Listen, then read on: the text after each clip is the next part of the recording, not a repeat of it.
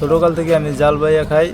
তারপরে কালকে রাত্রে 3টে বাজে, আমি 3:30 বাজে খাওয়া দিছি। খাওয়া দেওয়ার পরে আমার জালে বাজে। তারপর আমি সকালবেলা 6টা বাজে জাল টানছি। টানার পরে দেখি যে ওইটা বাজি আছে। তারপর আমি ওইটা নিয়ে আইছি কুলে।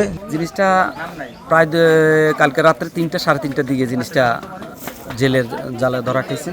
ধরা খাওয়ার পরে আমি ফোনের মাধ্যমে সকালবেলা জিনিসটা জানতে পারি 11টার দিকে আমি জিনিসটা জানতে পারি। করার পরে আমারে বললো যে কয় যে এই জিনিসটা ধরা খাইছে 40-42 কেজি এই ধরনের হইতে পারে। এখন এটা বয়স আনুমানিক 250 বছরের কম না, তার ঊর্ধ্ব হবে আনুমানিক এই জিনিসটা। স্যান্ডেলিনা সো, রূপচর্চায় আভিজাত্য। 1.5 থেকে 200 বছর আনুমানিক।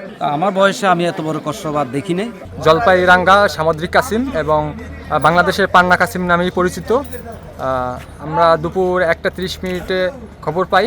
আমরা অ্যানিমাল লাভার্স অফ পটুয়াখালী প্রাণী কল্যাণ এবং পরিবেশবিধি সংগঠনের সদস্যরা ঘটনাস্থলে চলে আসি। আইসা জেলেদের কাছ থেকে আমরা কাসিমটি উদ্ধার করি এবং আমাদের গলাচিপা রেঞ্জ কর্মকর্তা জনাব জাহাঙ্গীর স্যারের নির্দেশক্রমে আমরা কাসিমটি অবমুক্ত করব।